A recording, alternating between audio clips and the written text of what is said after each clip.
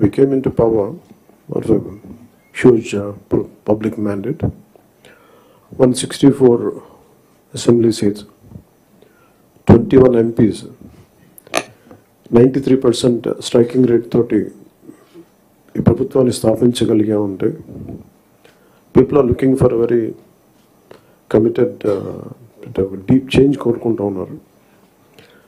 ఈ పరిస్థితికి రావడానికి మేమందరం కూడా చాలా నలిగి వచ్చాం.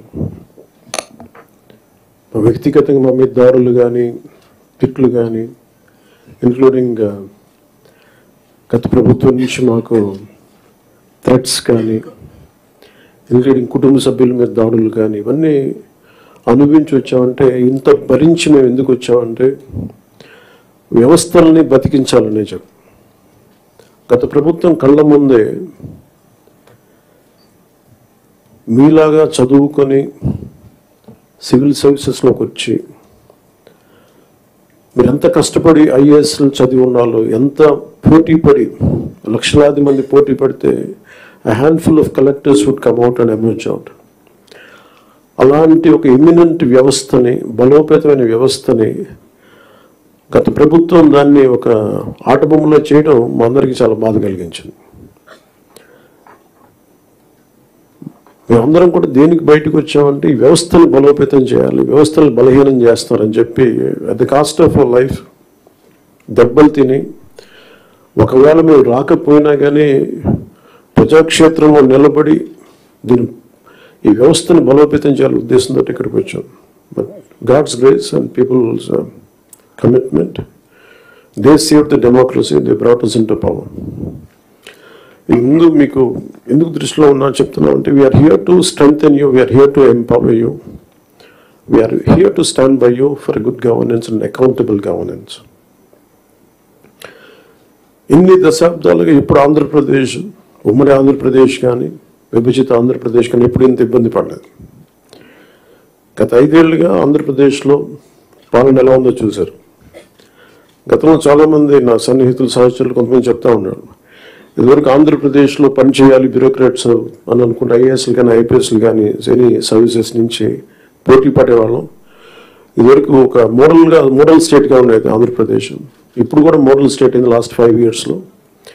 హౌ నాట్ టు బి, ఒక రాష్ట్రం ఎలా ఉండకూడదో తెలియజేస్తుంది. ఒకప్పుడు ఒక రాష్ట్రం ఎలా ఉండాలో తెలియజెప్పింది, ఇప్పుడు ఒక రాష్ట్రం ఎలా ఉండకూడదో తెలియజెప్పిందని. So we want to bring back, to take it back to the old state of under the leadership of dynamic leadership of Honorable CM Sri Chandrababu Naidu garu. ఆయన అనుభవం, ఆయన దిశానిర్దేశం ఈ రాష్ట్రానికి బలంగా మేలు చేస్తుందని మీ అందరికీ తెలుసు, మా అందరికీ సంపూర్ణ నమ్మకం ఉంది. నేను పంచాయతీరాజ్ రూరల్ డెవలప్మెంట్తో పాటు forest science and technology, environment శాఖలు కూడా తీసుకున్నాను. వీటిలో కొన్ని మీ సహాయ సహకారాలు కావాల్సినవి, మీరు ఏం కావాలని మేము ఆశిస్తున్నామని చెప్తాను. ఈ సంవత్సరానికి సంబంధించి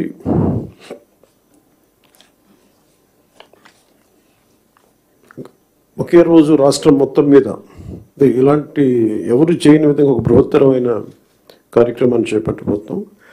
ఒకే రోజు రాష్ట్రం మొత్తం మీద 13,326 గ్రామ పంచాయతీల్లో ఉపాధి హామీ పథకానికి సంబంధించి రాష్ట్ర చరిత్రలో ఇప్పటివరకు ఎవరు చేయని విధంగా చిత్తశుద్ధితో గ్రామ సభలను ఏర్పాటు చేసి గ్రామ సభ రెజల్యూషన్స్ చేయడం జరుగుతుంది. ఇది గ్రామ పంచాయతీలని బలోపేతం చేసే దిశగా మా కూటమి ప్రభుత్వం అడుగులు వేస్తుండటానికి మొట్టమొదటి మహత్కార్యమే ఇందుకు నిదర్శనం. 2014-19 మధ్యకాలంలో సుమారు 10,000 గ్రామాల్లో ప్రారంభించిన సాలిడ్ వేస్ట్ మేనేజ్మెంట్ ప్రోగ్రామ్ని ముందుకు తీసుకెళ్లాల్సిన అవసరం ఉంది. అలాగే పైలట్ బేసిస్లో పిఠాపురం నియోజకవర్గంలో ఇన్నోవేటివ్ ప్రాక్టీసెస్తో ప్రవేశపెట్టబోతున్నాం. గ్రే వాటర్ మేనేజ్మెంట్ మెథడ్ ద్వారా లిక్విడ్ వేస్ట్ మేనేజ్మెంట్ని ప్రాపర్గా డిస్పోజ్ చేయడంలో ఒక ప్రాధాన్యత ఇవ్వబడుతుంది.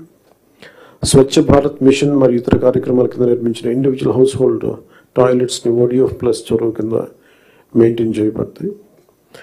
అలాగే హౌస్ హోల్డ్ లెవెల్లో సేఫ్ డ్రింకింగ్ వాటర్ అందించడానికి మేము JJM జల్ జీవన్ మిషన్ కింద ఆగస్టు 15, 2024 నాటికి పల్స్ సర్వే నిర్వహిస్తున్నాం. ఈ సంవత్సరం గ్రామ పంచాయతీల్లో 5,40,000 functional house hold tap connections అందించాలి. 5,40,00,000 ఫంక్షనల్ హౌస్ హోల్డ్ ట్యాప్ కనెక్షన్స్ని అందించాలని లక్ష్యంగా పెట్టుకున్నాం. అలాగే అదనంగా రూరల్ రోడ్స్ ఏవైతే పూర్ కండిషన్స్లో ఉన్నాయో వాటికి ఇమీడియట్గా రిపేర్స్ చేయాలి. అందుకని ఈ ఆర్థిక సంవత్సరంలో 4,721 కిలోమీటర్ల మేర కొత్త రోడ్స్ని ఏర్పాటు చేయడంతో ప్రభుత్వం అన్ని చర్యలు తీసుకుంటూ ఉంది. అలాగే మన స్టేట్లో నోటిఫైడ్ ఫారెస్ట్లు 29.23%, 37,421 స్క్వేర్ కిలోమీటర్స్ ఫారెస్ట్ కవర్ ఉంది. ఈ నోటిఫైడ్ ఫారెస్ట్కి బయట అదనంగా 10,221 స్క్వేర్ కిలోమీటర్స్ గ్రీన్ కవర్ ఉంది. చెరువు తీరాలు మన ట్యాంక్ ఫోర్స్ ఏరియాస్లో హిలాక్స్ పైన ఇన్స్టిట్యూషనల్ ల్యాండ్స్ మరియు పంచాయతీ ల్యాండ్స్లో కూడా ఎఫారెస్టేషన్ ప్రమోట్ చేయాలని చిత్తశుద్ధితోను. అలాగే గుంటూరు, కర్నూలు, వెస్ట్ గోదావరిలో కూడా డిస్ట్రిక్ట్స్ ఫారెస్ట్ కవర్ చాలా తక్కువ ఉంది. ఫారెస్ట్ కవర్ పెంచేందుకు స్ట్రాటజిక్ ఎఫారెస్టేషన్ ఎఫర్ట్స్ మీద ఫోకస్ చేయాలి. అందుకను ఫారెస్ట్ ఏరియాస్ని ప్రొటెక్ట్ చేయటం, బౌండరీ డిస్ప్యూట్ని సెటిల్ చేయటం, ఎన్క్రోచ్మెంట్స్, ఇల్లీగల్ యాక్టివిటీస్ నుంచి సేఫ్ గార్డ్ చేయడం ద్వారా ఫారెస్ట్ కన్జర్వేషన్ ఎఫర్ట్స్ చురుగ్గా మద్దతు ఇవ్వాలని అధికారులందరినీ కోరుకుంటున్నాను.